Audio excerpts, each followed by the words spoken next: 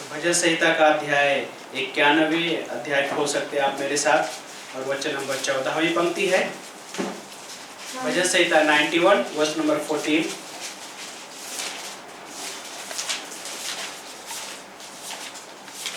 तो यहाँ पे इस प्रकार लिखा है, उसने मुझसे प्रेम किया है इसलिए मैं उसे छुड़ाऊंगा, मैं उसे ऊंचे स्थान पर सुरक्षित रखूंगा क्योंकि उसने मेरा नाम जान लिया है। सो और एक पंक्ति और पढ़ते हैं, श्रेष्ठ गीत का अध्याय 6 और वचन नंबर 7 में। श्रेष्ठ गीत का अध्याय 6 वचन नंबर 7 मिल गया आप सभी को? श्रेष्ठ गीत का पुस्तक बाइबल में ही है। हाँ, समुपदेशक के बाद है नीति वचन समुपदेशक श्रेष्ठ गीत। ओके, तो अध्याय 6 वचन नंबर 7 मैं इसलिए कि क्योंकि उस पंक्ति को मिस ना कर दें, है ना, जब पढ़ेंगे तो समझ में आना चाहिए। ओके, सो वचन नंबर 7 में लिखा है कि ओढ़नी के पीछे तेरी कनपटियां अनार की फाकों के समान है। ओके, और इसको एक दूसरे ट्रांसलेशन में पढ़ते तो इस प्रकार लिखा हुआ है। दूसरा ट्रांसलेशन बाइबल सोसाइटी वाला ट्रांसलेशन थोड़ा डिफरेंट रहेगा। ओके, तो ये फिश बाइबल का ट्रांसलेशन था और एक ट्रांसलेशन इस प्रकार से है, बोलता है कि तुम्हारे गाल ओढ़नी से ढके हुए अनार की 2 फाक के समान है। सो यहाँ पे सुलेमान आना सुलेमिन के लिए बोल रहा है और वो ब्यूटी जो सुंदरता के बारे में वो आना अपने हृदय को व्यक्त कर रहा है। सो प्रार्थना करते हैं। प्यारे पिता परमेश्वर, धन्यवाद करते प्रभु इस दिन के लिए, इस समय के लिए लॉर्ड जो आपने हमें दिया परमेश्वर, क्योंकि आप विश्वास योग्य परमेश्वर प्रभु और हम आज यहाँ पे है परमेश्वर, तो इसलिए कि प्रभु आपकी विश्वास योग्यता की वजह से, आपके अनुग्रह की वजह से परमेश्वर धन्यवाद करते प्रभु जी। प्रभु हम प्रार्थना करते हर एक से बातें कीजिए आपके सामर्थ के द्वारा, आपके पवित्र आत्मा के द्वारा। प्रभु चंगाई भी दीजिए प्रभु। धन्यवाद करते हैं प्यारे पिता, धन्यवाद के साथ इस प्रार्थना को प्रभु यीशु मसीह के नाम से मानते हैं, आमीन। सो बैठ सकते हैं आप सब लोग। तो आप में से कितने लोग श्रेष्ठ गीत पढ़ चुके हैं अभी तक? एक हाथ, 2 हाथ 2, और नहीं पढ़े हैं तो 3 अभी तक नहीं पढ़े हैं तो मैं शायद करना चाहता तो पढ़िए।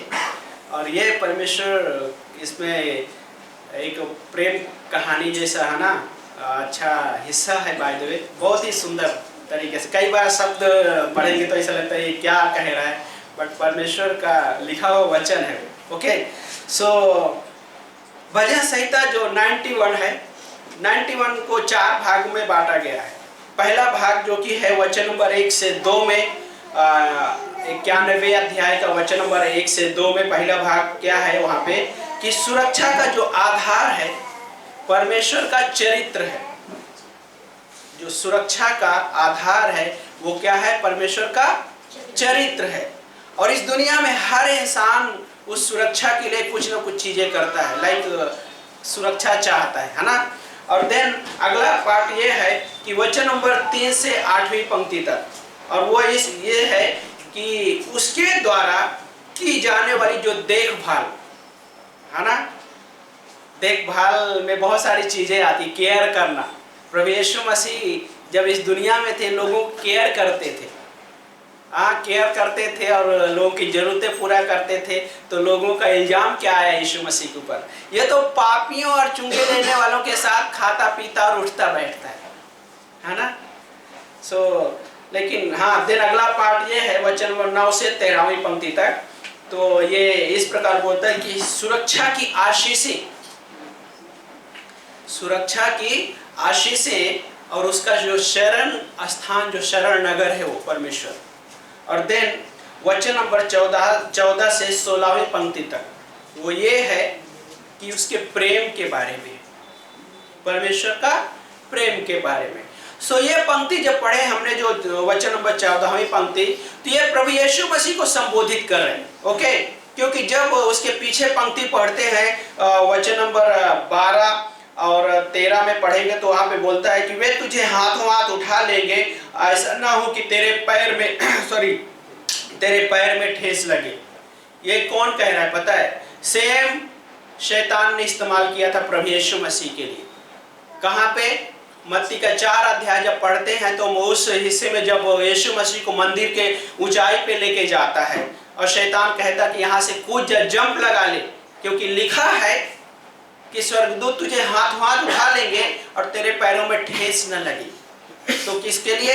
प्रभु यीशु मसीह के लिए। तो ये किसको संबोधित कर रहा है? प्रभु यीशु मसीह के लिए। सो लेकिन हमारे लिए भी है, पिता कह रहा है एक्चुअली एक हिसाब से। तो इस पंक्ति में जो हिस्सा है क्या क्या कहता है कि उसने मुझसे प्रेम किया है इसलिए मैं उसे छुड़ाऊंगा। लेकिन जब मनुष्य के दृष्टिकोण से सोचते हैं, उस हिस्से को रखते हैं, तो बाइबल कहता है कि हम तो परमेश्वर के शत्रु ही थे। हम परमेश्वर के शत्रु थे। जब शत्रु थे तो हमें कोई पार्ट ही नहीं था कि हम उससे प्रेम करते। हाँ, लेकिन फिर भी परमेश्वर ने हमको क्या किया? छुड़ाया, है ना? छुड़ाया। लेकिन ये यीशु मसीह के प्रति क्या कह रहा है कि उसने प्रेम किया, परमेश्वर से बोलता है। लेकिन त्रिएक परमेश्वर आपस में एक दूसरे से प्रेम करते थे और उस परमेश्वर ने हमारे साथ भी अपने प्रेम को व्यक्त किया, है ना? कैसे? पवित्र आत्मा के द्वारा। उस क्रूस पे जो बलिदान किया प्रभु यीशु मसीह ने, उस बलिदान के द्वारा उस प्रेम को प्रकट किया।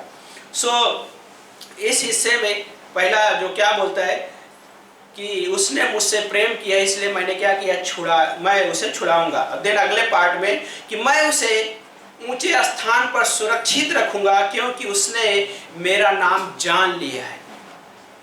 ऊंचे स्थान पे सुरक्षित रखूंगा, है ना?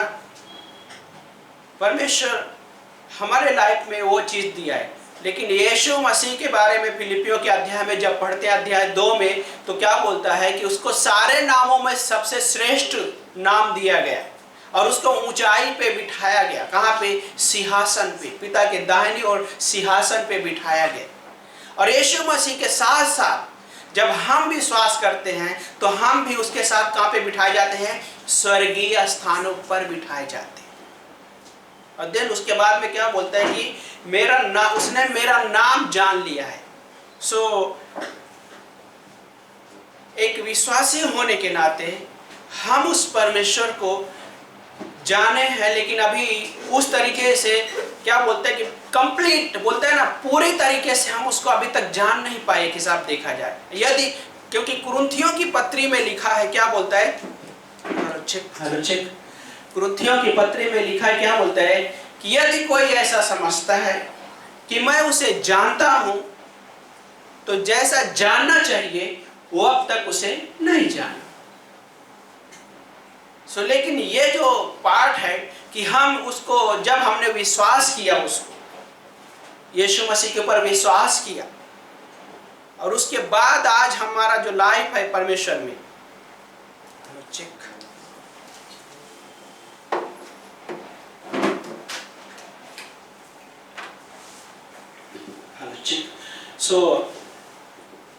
एक क्या बोलते हैं कि हमारा जो धर्मी ठहराया जाना जो है प्रभु यीशु मसीह में जब हमने विश्वास किया तो पूरी तरह से हम क्या है? धर्मी ठहरा दिए गए। पोजिशनली जो है हमारा जो हिस्सा था वो एक बार हो गया। परमेश्वर ने हमें बुलाहट दी है ना? कॉलिंग। और वो कॉलिंग भी बात है पोजिशनली क्या है कि परमेश्वर ने डन कर दिया हमारे लिए। क्योंकि बाइबल का इब्रानी में क्या बोलता है कि परमेश्वर की बुलाहट अटल है। हाँ, हर एक को परमेश्वर ने क्या किया? बुलाया है। लेकिन जब आगे एक हिस्सा सोचते हैं और वो क्या है कि सेंटिफिकेशन शब्द है। तो सेंटिफिकेशन के बारे में जब हम सोचते हैं तो अलग अलग प्रकार से सोचते हैं। तो लेकिन सेंटिफिकेशन के बारे में शुरुआती पार्ट ये बोलता है कि सेट अपार्ट, अलग कर दिए गए। कहां से अलग कर दिए गए? उस संसार से हम अलग कर दिए गए हैं। कलीसिया का जो मतलब है यूनानी भाषा में, ग्रीक भाषा में इक्लीसिया, उसका मतलब है कि बाहर बुलाए हुई मंडली। इसलिए क्या बोलते हैं, कलीसिया कोई एक बिल्डिंग नहीं है। हाँ, बिल्डिंग नहीं है। लाइक हम यहाँ पे हैं, ये एक कलीसिया है। यहाँ से हाँ होने के बाद हम अपने अपने अलग अलग स्थान पे लाइक घरों में जाएंगे, लेकिन यहाँ खाली रह जाएगा। हाँ, लेकिन क्या बोलता है कि बाहर बुलाए हुए जो मंडली समूह, सो क्या किया परमेश्वर ने, हमको अलग कर दिया। और दूसरा है ये आता है सेंटिफिकेशन के बारे में कि सेंटिफिकेशन के बारे में क्या है, होलीनेस, पवित्रता। परमेश्वर ने हमें पवित्र ठहराया। ओके, लेकिन जो सेंटिफिकेशन में एक पार्ट है जो एक्सपीरियंशियली, जो अनुभव के आधार पे हम उसमें और बढ़ रहे हैं, अभी प्रगतिशील है। हाँ, वो जो हमारा जो पवित्रीकरण का जो पार्ट है अभी भी क्या है, वो जारी है। हम उसको और भी जान रहे हैं। तो ये जो परमेश्वर को जानना है, जब तक हम इस पृथ्वी पे हैं, हम उसको हर दिन, वो जो जानने की प्रक्रिया है, हर दिन वैसे कंटिन्यूशन है। इसलिए सिर्फ हम चर्च में ही नहीं, घरों में सभा, छोटी सभा, बड़ी सभा, वो एक कलीसिया है, बाइबल क्लास। हाँ, इसलिए हम उसके वचन किस तरह से लाइक गंभीरता से उसको सीखते हैं, क्योंकि परमेश्वर को हम उन चीज़ों के द्वारा और भी जानते हैं, है ना। सो जानने का जो प्रक्रिया है वो कैसा है, प्रगतिशील है। वो आज भी है और हम जब तक इस पृथ्वी पे हैं जारी रहेगा वो, है ना। सो लेकिन जब वो इस चीज़ों के बारे में सोचते कि लाइक क्या कहता है कि उसने मेरा नाम जान लिया है। भजन संहिता का अध्याय 9 अध्याय वचन नंबर 10 में क्या बोलता है कि जो तेरा नाम जानते हैं वे तुझ पर भरोसा रखें। जो तेरा नाम जानते हैं वे क्या करेंगे, तुझ पर भरोसा रखेंगे, क्योंकि हे यहोवा तूने अपने खोजियों को त्याग नहीं दिया। हाँ, क्या आपके साथ ऐसा कभी हुआ है कि आप किसी व्यक्ति को जाने नहीं और उस पर भरोसा रखें? कभी हुआ है? हाँ? कठिन होता है भरोसा करना। और अभी के समय में तो बहुत सारे कई बार कॉल्स आ जाते हैं। हाँ, आप उसको जानते नहीं है कि आप उसको अपना डिटेल देंगे, कठिन होता है। लेकिन भजन संहिता क्या बोलता है कि जो तेरा नाम जानते हैं वे तुझ पर भरोसा रखेंगे। ये भरोसा है ना। तो ये हिस्सा अगला पार्ट है और हम इस पार्ट में आते हैं कि प्रेम के बारे में। भजन संहिता 19:91-14 पंक्ति में कि उसने मुझसे प्रेम किया है। सो प्रेम के बारे में परमेश्वर का जो सिद्ध प्रेम है, पहला यूहन्ना अध्याय 4 वचन नंबर 18 के अनुसार कि परमेश्वर का सिद्ध प्रेम भय को दूर करता है। हाँ? हम किसी को जानते नहीं हैं तो हम उस पर भरोसा नहीं रख पाते, हमारे अंदर फियर होता है, डर होता है कई प्रकार का। लेकिन परमेश्वर को जब हम परमेश्वर का प्रेम के बारे में सोचते हैं तो उसका प्रेम कैसा है, अगापे प्रेम, बिना किसी शर्त का प्रेम। लेकिन जब प्रेम के बारे में सोचते हैं तो क्या अगर कोई व्यक्ति से पूछा जाए कि क्या आप परमेश्वर के प्रेम को कितना जान रहे हो, कितना समझ पा रहे हो, मैं भी शायद आप एक्सप्लेन ना कर पाए। संभव है, एक विश्वासी है, हो सकता है काफी लंबे समय से हो, 25 साल, 30 साल, 40 साल, मैं भी 60 साल, 70 साल, लेकिन उससे पूछा जाए कि सर आप थोड़ा एक्सप्लेन करके लिखिए इसको, हो सकता है वो एक्सप्लेन करके ना लिख पाए। और कई बार ये भी है कि हर एक पेरेंट्स अपने बच्चों के प्रति जब वो उनका प्रेम होता है, इवन पेरेंट्स भी उस प्रकार से एक्सप्लेन करके नहीं लिख सकते। इवन बच्चों से भी अगर पूछा जाए तो बच्चे भी इस प्रकार से एक्सप्लेन नहीं कर पाएंगे कि हमारे पेरेंट्स हमसे कितना प्रेम करते हैं। लेकिन क्या है कि उस प्रेम के बारे में कि हम उसके प्रेम में बने हुए रहते हैं और देन वो प्रेम हमारे लाइफ में काम करता है बाय द वे, क्योंकि उस प्रेम में सुरक्षा है, उस प्रेम में सुरक्षा है और वो प्रेम अद्भुत सामर्थी है। दूसरा तिमुथी का अध्याय 1:7 में क्या बोलता है कि परमेश्वर ने हमें भय का आत्मा नहीं परंतु सामर्थ, प्रेम और संयम का आत्मा दिया है। हाँ, क्या दिया है? भय का आत्मा नहीं दिया परंतु कैसी आत्मा दिया उसने? सामर्थ, प्रेम और संयम का आत्मा दिया है। और वो स्वयं पवित्र आत्मा है और वो पवित्र आत्मा हमारे और आपके अंदर निवास करता है। सॉरी, क्षमा कीजिए थोड़ा। तो वो पवित्र आत्मा हमारे अंदर निवास करता है। रोमियो का 5:8 में क्या बोलता है कि उसने पवित्र आत्मा के द्वारा जो प्रेम हमारे हृदयों में उड़ेगा।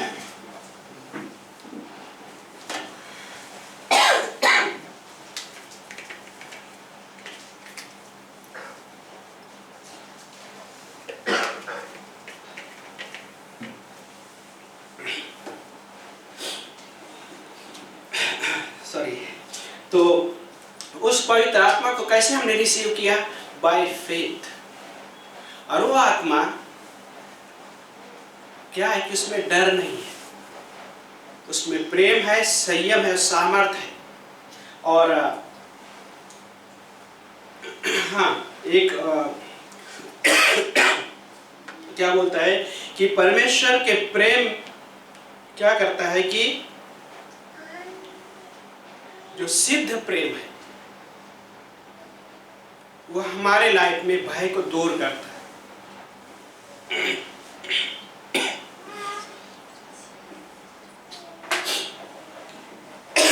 सॉरी, तो परमेश्वर का जो प्रेम में एक सुरक्षा है और वो सुरक्षा परमेश्वर की ओर से, त्रिएक परमेश्वर उसमें शामिल है। पिता भी शामिल है, पुत्र भी शामिल है, पवित्र आत्मा भी शामिल है। सोचिए, पिता हमको सुरक्षा दे रहा है, पुत्र भी सुरक्षा दे रहा है और पवित्र आत्मा हमारे अंदर निवास करते हुए सुरक्षा दे रहा है। कैसे? कई बार हम कुछ चीजें लाइक होती है जो सही नहीं होता है, हम करने के लिए आगे बढ़ते, लेकिन वहां पे पवित्र आत्मा हमको क्या करता है? हमको हेल्प करता है कि नहीं, ये सही नहीं है। और वो हमको क्या कर रहा है? सुरक्षा दे रहा है। और अभी श्रेष्ठ गीत में पहुंचते हैं, है ना? तो ये हिस्सा यहाँ तक और देन हम दोनों को कनेक्ट करेंगे। तो श्रेष्ठ गीत में क्या बोलता है वहां पे कि ओढ़नी के पीछे तेरी कनपटियां अनार की फांकों के समान है। तो ये क्या बोलता है? इस प्रकार से है,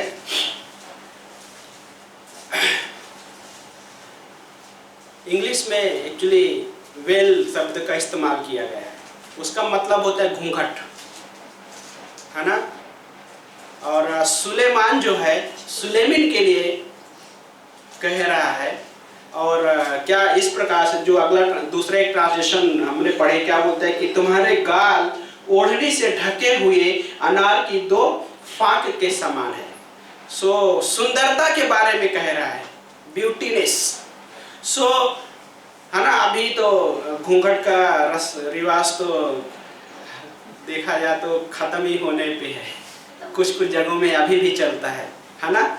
सो जब एक दुल्हन, है ना, शादी का समय आता, कहीं पहले तो ये होता था कि शादी होने तक दूल्हा, इवन लड़का, उस लड़की कहा जाए या अपनी होने वाली दुल्हन के बारे में कहा जाए, उसकी होने वाली दुल्हन के बारे में, तो फेस भी नहीं देख पाते थे। हाँ, यहाँ पे है कोई अंकल? हुआ है ऐसे?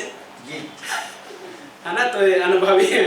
तो लेकिन कहने का मतलब क्या पता है, लेकिन उस दूल्हे के अंदर एक इच्छा होती थी कि उसकी सुंदरता को देखने के लिए।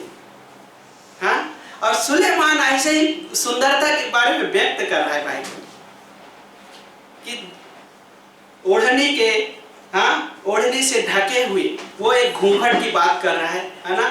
घूंघट, है ना? कई बार घूंघट पतले कपड़े का भी होता है, लेकिन है ना, यूपी के रीति रिवाज में जाए तो हरियाणा यूपी में ऐसा ही। तो दिखाई नहीं दे सकता फेस, लेकिन फिर भी वो सुंदरता को व्यक्त कर रहा है। क्या बता रहा है कि अनार की फांक के समान है।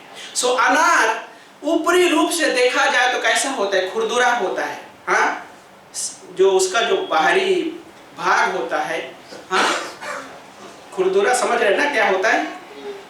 गली हुई चमड़ी, मतलब एक रफ होता है, खराब सा लगता है ना, रफ होता है। लेकिन जब उसको काट कर देखा जाता है तब उसकी सुंदरता को हम देख पाते हैं। तो अनार बाहरी रूप से सुंदर नहीं दिखता, लेकिन जब उसकी सुंदरता को देखना है तो काटा जाता है। और क्या पता है कि हिस्सा है अनार की हर एक जो दाने हैं एक दूसरे के साथ व्यवस्थित रूप से फिट होते हैं, और उस अनार में एक पतली सी परत होती है। वो परत बहुत नाजुक होती है सॉरी, लेकिन परमेश्वर का जो प्रेम है नाजुक नहीं है, उसका प्रेम में सुरक्षा है। लेकिन कई बार इंसानी प्रेम को अगर देखा जाए तो उस प्रेम को कई बार हर्ट किया जा सकता है। लेकिन परमेश्वर का प्रेम जो है, पहला कुरिन्थियों का 13 अध्याय में जब बोलता है कि क्या बोलता है कि प्रेम झुंझलाता नहीं, प्रेम अनर्थ रीति की बातें नहीं सोचता है, प्रेम सारी बातों को क्या करता है? सह लेता है। हाँ, और भी वहां पे लिस्ट है प्रेम के बारे में। लेकिन जो अनार के बारे में बात कर रहा है कि जो ब्यूटी है उसके अंदर है जब उसको काटा जाता है। और वो अनार को सोचिए थोड़ी देर के लिए, सुलेमान उस सुंदरता को व्यक्त कर रहा है। और लाइक हर एक मसीही जो प्रभु यीशु मसीह में है, जैसे उस अनार में जो सुंदरता है, जो हमारी सुंदरता ये है कि हम प्रभु यीशु मसीह में हैं, है ना। कुलुसियों का 3 अध्याय वचन नंबर 3 में क्या बोलता है कि हम यीशु मसीह में छिपे हुए, हमारा जो जीवन है यीशु मसीह में छिपा हुआ है। हाँ, और परमेश्वर ने हमें क्या किया? ऊंचे स्थान पर बिठाया, है ना। उसी श्रेष्ठ गीत में जब पढ़ते हैं तो अध्याय 6 और वचन नंबर 3 में क्या बोलता है कि मैं अपने प्रीतम की हूँ, मेरा प्रीतम मेरा है। हाँ, हम यीशु मसीह में हैं और यीशु मसीह, हम ये कह सकते हैं कि वो मेरा है, क्योंकि हम उसमें सुरक्षित हैं। जो हमारे लाइफ का जो ब्यूटीनेस है, कैसे वो ब्यूटीनेस को हम समझ पाते। बाहरी रूप से बात में कलीसिया को देखा जाए तो इतना खास सुंदरता नहीं समझ में आएगी, लेकिन वो सुंदरता कैसे समझ में आती है? अंदरूनी तौर पे समझ में आती है ना। किसी व्यक्ति के बारे में आप सोचेंगे तो हो सकता है उस व्यक्ति का दिखने में अलग सा हो सकता है, लेकिन उसके अंदर प्रभु यीशु मसीह निवास करता है और वो ब्यूटीनेस है, और वो व्यक्ति यीशु मसीह में है। और वो कलीसिया बाय कलीसिया का हर एक व्यक्ति जो प्रभु यीशु मसीह ने रखा है कलीसिया में, वो क्या बोलता है कि वो एक जो अनार के दाने के जैसे हो सकता है कि एक दूसरे के साथ व्यवस्थित रूप से फिट है। लेकिन कई बार कलीसिया में क्या ऐसा हो पाता है? नहीं होता है। हाँ? जब अनार एक दूसरे के साथ बढ़ रहे हुए होते हैं तो आपस में फाइट नहीं करते कि ये क्यों बढ़ रहा है, ये क्यों बढ़ रहा है, फाइट नहीं करते। कभी सोचा रहेगा कि अनार के दाने बढ़ रहे हैं तो क्या आपस में फाइट करते रहेंगे? नहीं, है ना। श्रेष्ठ गीत का उसी अध्याय में वचन नंबर 6 में पढ़ेंगे तो वहां पे क्या बोलता है कि तेरे दांत भेड़ों के झुंड के समान है। यहाँ पे दांत के बारे में भी सोचिए थोड़ी देर को। वो सुंदरता को व्यक्त करने की कोशिश कर रहा है और व्यक्त कर रहा है वो सुंदरता को। हाँ, और उस हिस्से में एक बात है, पता है कि जब दांत एक दूसरे से फिट बैठे होते हैं तो उसमें मजबूती होती है। हाँ, जब बीच का दांत निकल जाता है तो उसको मजबूती नहीं मिल पाती, सपोर्ट नहीं मिल पाता दूसरे को। सोचिए, लेकिन अनार का दाना जो एक दूसरे के साथ फिट बैठे हुए हैं, वो एक क्या है, एक सुरक्षा भी है उसमें और एक मजबूती भी है। लेकिन यहाँ पे सुलेमान दांत के बारे में भी कह रहा है, उसका है ना, सुलेमान के दांत के बारे में भी, खूबसूरती के बारे में व्यक्त कर रहा है। सो हमारा जो लाइफ है, वो जो लाइफ परमेश्वर ने हमको दिया है, उस जीवन में सुरक्षा भी दिया है। वो परमेश्वर हमारी केयर भी कर रहा है। जब भजन संहिता का 91 में देखते तो वहाँ पे बहुत सारी चीजें लिखा हुआ है ना।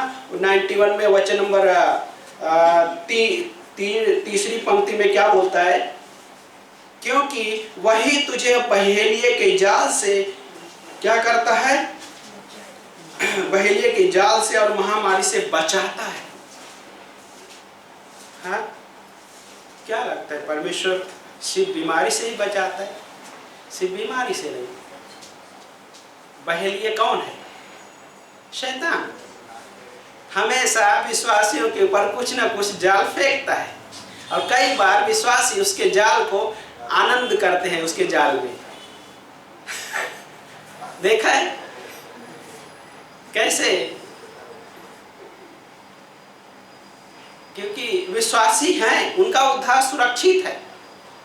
लेकिन कई बार ऐसा संभव है कि विश्वासी के जीवन में जब शैतान जाल फेंकता है, वो बहेलिया जाल लेकर आता है, तो कई बार स्वयं उसमें फंसने के लिए खुद ही निमंत्रण दे देते हैं। लेकिन वो परमेश्वर उस बहेलिये के जाल से और महामारी से वो बचाता है, केयर करना जानता है प्रभु यीशु मसीह। और वो जो दाने होते हैं, अनार के दाने, उसमें बहुत सुरक्षा होती है। सोचिए, गॉड हमारे लाइफ को इस तरह से देख रहा है। वो परमेश्वर हर एक विश्वासी के प्रति ऐसा सोचा उसने। और हाँ,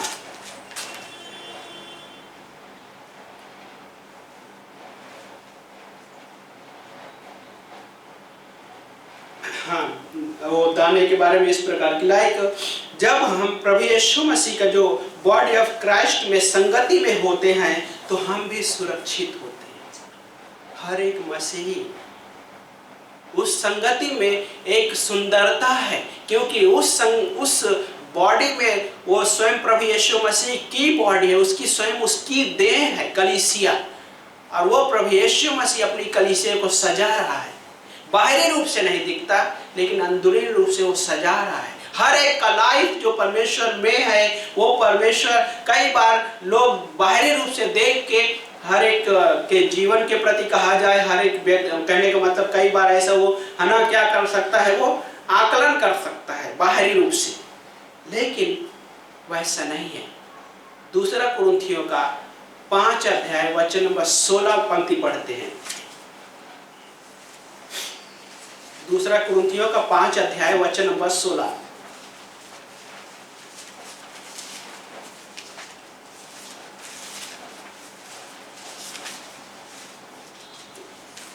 वचन नंबर 16 में क्या बोलता है, इसलिए अब से हम किसी मनुष्य को शरीर के अनुसार ना समझे। हाँ, कौन कह रहा है? पौलुस। हाँ, अब से हम किसी मनुष्य को शरीर के अनुसार न समझे। और क्या लिखा है आगे उसी पंक्ति में, तथापि अब से हम उसे ऐसा नहीं जानते। हाँ, तो कई बार मसीही लोग भी ऐसा कर सकते हैं कि बाहरी रूप से देखकर आकलन कर सकते उस व्यक्ति के बारे में, लेकिन जब परमेश्वर हमें देख रहा है तो कैसे देख रहा है? अपने पुत्र में देख रहा है, और उसके पुत्र में हम सुरक्षित हैं। और उसके पुत्र का जो प्रेम है हमें सुरक्षा प्रदान करता है और हमें सामर्थ्य भी प्रदान करता है, क्योंकि वो परमेश्वर जब इस दुनिया में था तो वो प्रेम ही था जो हमारे लिए इस दुनिया में आए।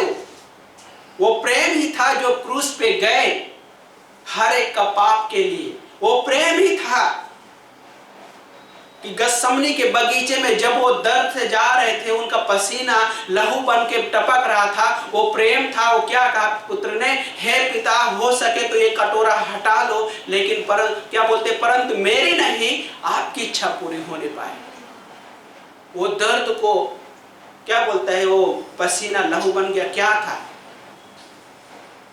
सारी दुष्ट आत्माएं, शैतान इतनी ज्यादा यातना दिए थे प्रभु यीशु मसीह को कि पसीना लहू बन गया। कई बार मनुष्य के भी जीवन में होती है, क्या बोलते हैं, जितना ज्यादा एकदम उन चीजों से गुजरता है तो नसें अंदर से फट जाती है ना। ऐसे केस तो अभी तक देखा नहीं हमने, लेकिन सब होता है। लेकिन प्रभु यीशु मसीह के बारे में डिफरेंट था। सारी दुष्ट आत्माएं, हाँ कितनी सारी, कहने का मतलब जितने स्वर्गदूत बनाए गए थे उसे 1/3 स्वर्गदूत शैतान की ओर थे। और सारी दुष्ट आत्मा और शैतान उस गतसमनी के बगीचे में प्रभु यीशु मसीह को यातना दे रहे थे। क्यों? क्योंकि ये उस क्रूस पे न जाने पाए। क्योंकि जब वह क्रूस पे जाएगा तो उस क्रूस पे जो बलिदान के द्वारा सारे मनुष्य जाति को उद्धार का एक रास्ता मिलेगा। और शैतान यही नहीं चाहता। पकड़वाया, लेकिन फिर भी शैतान को क्या लगा, वाह अच्छा हो गया, बहुत अच्छा हो गया, मैंने पकड़वा दिया, क्रूस पे भी चढ़वा दिया। लेकिन उसको नहीं पता था कि परमेश्वर की योजना का हिस्सा था। और क्योंकि उस योजना के हिस्से में आप और हमारा नाम लिखा हुआ था कि आप और हम उस क्रूस के बलिदान के द्वारा बचाए जाएंगे, है ना। इस दुनिया का वो हर एक व्यक्ति उस बलिदान के द्वारा बचाया जाएगा जो विश्वास करेगा। हर एक व्यक्ति उसके प्रेम को समझ पाएगा, जो प्रेम परमेश्वर ने इस दुनिया के हर एक इंसान के लिए किया है। और वो प्रेम क्रूस पे वो प्रकट कर रहा है, प्रकट किया उस परमेश्वर ने अपने पुत्र को क्रूस पे बलिदान करने के द्वारा प्रकट किया। और वो क्या कहते हैं, उसने मेरे प्रेम को जान लिया। उस पुत्र तो जानता ही था, लेकिन हमारे बारे में क्या है कि जब अभी हम उसके प्रेम को समझ पा रहे, इसलिए लायक यहाँ पे हैं।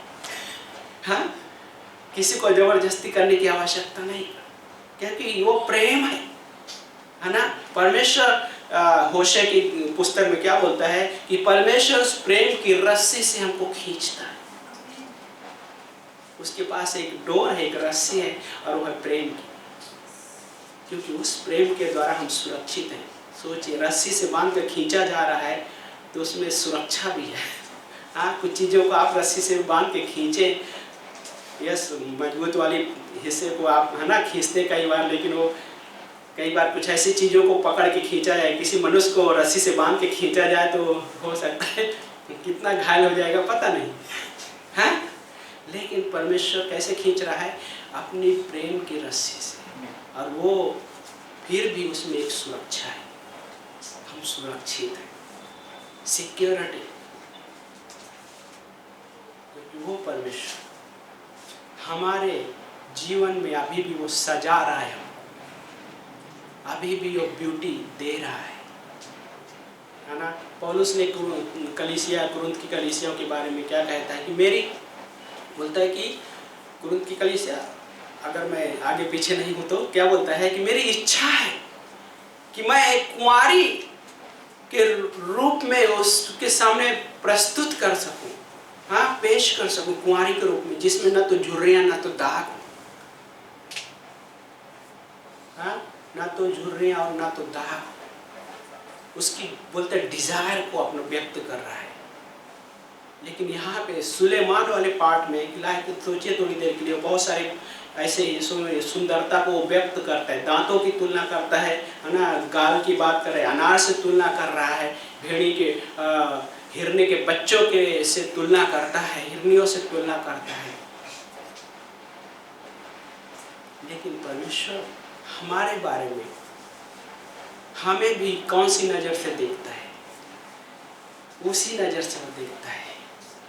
यस, हम उसकी दुल्हन हैं, बाइबल कहता है कि हम उसकी दुल्हन हैं और वो हमारा दूल्हा है, और आज हमको सजा रहा है, सजा रहा है, अपने प्रेम से सजा रहा है, अपने उद्धार से सजा रहा है। यस, एक बार साल्वेशन हो गया, जिस समय हमने विश्वास किया हमारा उद्धार हो गया, लेकिन अभी भी हम बहुत सारी चीज़ों से बचाए जा रहे हैं। हमारा उद्धार हो रहा है बहुत सारी चीज़ों से। कई बार हमको समझ में नहीं आता कि हमारे लाइफ में और कितने कितने तरीके से बचाव उस परमेश्वर ने किया, क्योंकि वो परमेश्वर छुटकारा हमारे लाइफ में रिडीमर बनकर आया हो, छुटकारा देने के लिए। और छुटकारा देने के लिए क्या इस्तेमाल किया? अपना लहू। लोग इस दुनिया में किसी व्यक्ति को छुटकारा देते तो क्या इस्तेमाल करते? धन दौलत, सिफारिश, है ना, सिफारिश के द्वारा एक लेटर लिखते इस व्यक्ति को, सो को, है ना, ये मेरा पहचान का, थोड़ा इसके बारे में ख्याल करना। लेकिन प्रभु यीशु मसीह ने हमारी छुटकारा के लिए क्या इस्तेमाल किया? अपने स्वयं का लहू इस्तेमाल किया, क्योंकि वो हमसे प्रेम करता है, हमसे प्रेम करता है। कई बार हम ऐसे जब कठिन परिस्थितियों से गुजरते हैं तो ऐसा लगता है कि क्या सच में परमेश्वर मुझसे प्रेम कर रहा है? क्या परमेश्वर अभी भी उस तरह से प्रेम करता है? पेरेंट्स का कई बार प्रेम आगे पीछे हो सकता है, कम ज्यादा हो सकता है, लेकिन प्रभु यीशु मसीह का जो प्रेम है कम ज्यादा नहीं होता। वो एक सा प्रेम करता है और करता रहने वाला वो परमेश्वर है। कई हम उससे बगावत भी कर देते हैं, फिर भी वो हमसे प्रेम करता रहता है। और कई बार बोलता है कि आ जाओ हम आपस में वाद विवाद करेंगे। क्या हृदय है, क्या हृदय है उसका। हम बगावत करते फिर भी गॉड बोलता है आ जाओ। क्या लगता है प्रेम नहीं तो क्या है वो? क्योंकि हमारे लाइफ में वो चाहता है कि हम नाश ना हो। यस, हम साल्वेशन, हमारा उद्धार है, हमारा उद्धार खो नहीं सकता, लेकिन कई बार हम अपने मसीह जीवन को नष्टता की ओर लेके जाएं, ये संभव है। और परमेश्वर यही नहीं चाहता है, इसलिए बोलता है आ जाओ हम आपस में बातें करेंगे, क्योंकि वो परमेश्वर हमारे जीवन के बारे में सोचता है, हमारी परिस्थितियों के बारे में सोचता है। कि जब हम कठिन परिस्थितियों में होते हैं तो वो परमेश्वर अपनी दृष्टि लगाए हुए होता है। जैसे एक सुनार जब सोना को पिघलाता है तो उसकी नजर उस सोने से हटती नहीं है। क्यों? क्योंकि यदि नजर हटेगी तो सोने का जो ढांचा है, शायद जिस प्रकार से ढांचा आकार देना चाहता है, आकार बिगड़ जाएगा। और वो ये भी हो सकता है कि लाइक जो टेम्परेचर होता है वो आग का टेम्परेचर देने के लिए उतना ही देता है जितना उसकी आवश्यकता है। अगर ज़्यादा देगा तो हो सकता है जो शेप देना चाहता है वो शेप नहीं हो। सोचिए, परमेश्वर की नज़र जब हम तकलीफ या कठिन हिस्सों में होते हैं, हमारे जीवन में परिस्थितियाँ एकदम टफ से टफ लगती है, परमेश्वर की नज़र आप और हम पे लगी हुई होती है। कैसे? स्तिफनुस प्रेरितों काम में, स्तिफनुस सुसमाचार प्रचार कर रहा था। जब सुसमाचार प्रचार कर रहा था वो, है ना, और देना लास्ट में उस पर पथराव करने के लिए सारे लोग उतर आते हैं पथराव करने के लिए। और दिल क्या होता है वहां पे? स्तिफनुस कहता है कि मैं प्रभु यीशु मसीह को पिता के दाहिनी ओर खड़ा देखता। और जब ये सेंटेंस इस्तेमाल किया तो सारे यहूदी, वचन बोलता है कि तिलमिला उठे और उसके ऊपर पथराव करने के लिए क्या किया? उतर आए सब एक साथ। सो स्तिफनुस क्या बोलता है कि मैं प्रभु यीशु मसीह को पिता के दाहिने ओर देखता हूं। और स्तिफनुस उस कंडीशन में, सोचिए, लेकिन प्रभु यीशु मसीह उस सिंहासन से उठकर उसके लिए खड़ा हुआ। और स्तिफनुस कहता है लास्ट में, हे पिता मैं अपनी आत्मा तेरे हाथों में सौंपता हूं। सेम प्रेयर जो प्रभु यीशु मसीह ने की, वही प्रेयर स्तिफनुस करे कि मैं अपनी आत्मा तेरे हाथों में सौंपता हूं। और सेम प्रेयर उसने ये भी किया, हे पिता इन्हें क्षमा कर, ये क्या कर रहे हैं ये नहीं जानते। लेकिन जब स्तिफनुस के लाइफ में वो हिस्सा आया तो प्रभु यीशु मसीह खड़ा हो गया उस सिंहासन में, बैठा नहीं। यस, प्रभु यीशु मसीह बैठे बैठे भी वो सिंहासन से कार्य करता है, लेकिन वो प्रभु यीशु मसीह हमारे लिए खड़ा भी हो जाता है। जब हम उसको पुकारते उस तरीके, जब हम उसके साथ संगति के लिए आगे बढ़ते हैं, वो परमेश्वर हमारे लिए हमसे ज्यादा कदम बढ़ाता है, क्योंकि वो परमेश्वर हमारे बारे में आज भी सोच रहा है। इसलिए आज भी सोच रहा है। आज बहुत सारे ऐसे मसीह लोग, क्या परमेश्वर की इच्छा नहीं है कि मसीही लोग परमेश्वर के वचन में मजबूत हों? परमेश्वर चाहता है कि परमेश्वर के वचन में मजबूत हो। क्यों? क्योंकि वचन ही है जो उनकी उन्नति कर सकता है। आमीन। आइए प्रार्थना करते हैं। प्यारे पिता परमेश्वर, धन्यवाद करते हैं प्रभु जी इस दिन के लिए लॉर्ड, इस समय के लिए लॉर्ड जो आपने दिया परमेश्वर। यस प्रभु जी, हम इस समय प्रार्थना कर रहे हैं परमेश्वर, इस भवन में बैठे हुए हर एक व्यक्ति के लिए प्रभु यीशु मसीह। यस लॉर्ड, आप हमारे लाइफ में प्रभु आप आए, और प्रभु यीशु मसीह आज भी हमारे लाइफ को प्रभु आपके सामर्थ्य के द्वारा सुरक्षा दे रहे हैं परमेश्वर। यस लॉर्ड, आपके प्रेम के द्वारा हमें सुरक्षा दे रहे हैं परमेश्वर, क्योंकि आपके प्रेम में वो सुरक्षा है प्रभु यीशु मसीह। धन्यवाद करते हैं परमेश्वर। यस लॉर्ड, आपको महिमा देते हैं प्रभु यीशु मसीह। प्रभु आज भी प्रभु हर एक व्यक्ति के बारे में सोचते हैं परमेश्वर। उस क्रूस पे एक चोर था, उस चोर ने कहा कि हे प्रभु यीशु, अपने राज्य में मुझे याद करना, और आपने कहा कि तू आज ही मेरे साथ स्वर्गलोक में रहेगा। परमेश्वर, आप उस व्यक्ति के जीवन के बारे में सोचा परमेश्वर, और वो अनंत जीवन के बारे में सोचा परमेश्वर, क्योंकि आज भी प्रभु यीशु मसीह, आज बहुत सारे भटके हुए इस दुनिया में लोग हैं प्रभु, उनके अनंत जीवन के बारे में आप सोचे हैं परमेश्वर, और बचाना चाहते, छुड़ाना चाहते उन शैतान की योजनाओं से, उस बहेलिए की जाल से आप बचाना चाहते हैं परमेश्वर। बहुत सारे लोग हैं उस बहेलिए के जाल में फंसे हुए हैं, लेकिन आपका सुसमाचार है, आपका प्रेम है प्रभु, जो लोगों तक पहुंचता है परमेश्वर, उस जाल से बचा लेते हैं परमेश्वर। और प्रभु आपने भी हमें वही किया परमेश्वर, उस संसार से प्रभु आपने हमें क्या किया, अलग कर दिया प्रभु, हमें आपने उसके जाल से छुड़ाया प्रभु यीशु मसीह। धन्यवाद करते हैं परमेश्वर। और आप प्रभु, आप आज हमारी सुरक्षा दे रहे हैं परमेश्वर, हमें सुरक्षा दे रहे हैं परमेश्वर।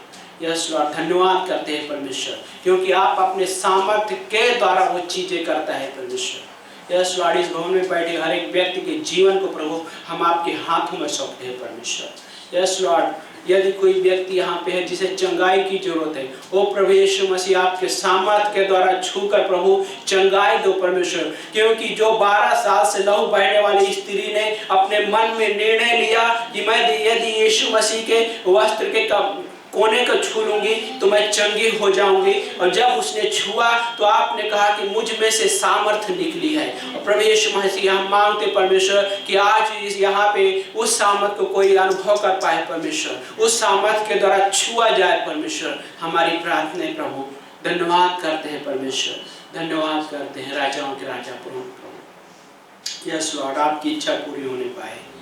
हाँ प्रभु, धन्यवाद, धन्यवाद करते हैं, धन्यवाद करते हैं परमेश्वर। यदि आप हमारे बीच में हैं और अभी तक प्रभु यीशु मसीह को उस तरीके से उद्धारकर्ता के रूप में नहीं स्वीकारे हैं, तो आज यीशु मसीह आपके जीवन में वही सेंटेंस कहना चाहता है कि तू आज ही मेरे साथ स्वर्गलोक में रहेगा।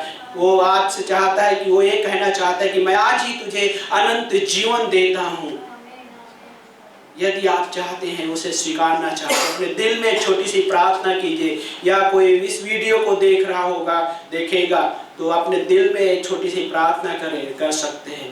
प्रभु यीशु, मैं आपके नाम में अपने पापों से क्षमा मांगता हूँ या क्षमा मांगती हूँ। प्रभु यीशु, मैं उस संदेश पर विश्वास करता हूँ या विश्वास करती हूँ कि आप मेरे पापों के लिए उस क्रूस पर मारे गए, कब्र में दफनाए गए और तीसरे दिन जी उठे। इस संदेश पर विश्वास करता हूँ या विश्वास करती हूँ। प्रभु यीशु, मैं आपको अपना उद्धारकर्ता के रूप में स्वीकारता हूँ या स्वीकारती हूँ, यीशु मसीह के नाम से, आमीन। यदि आपने प्रार्थना की है तो प्रभु यीशु मसीह वही सेंटेंस आपके लिए कहता है कि आप मेरे साथ उस स्वर्गलोक में रहेंगे, उस नरक से बचा लिए गए हैं, आपके सारे पाप क्षमा कर दिए गए हैं इसी क्षण में। धन्यवाद देते हैं परमेश्वर, धन्यवाद देते हैं यीशु मसीह के नाम से, आमीन।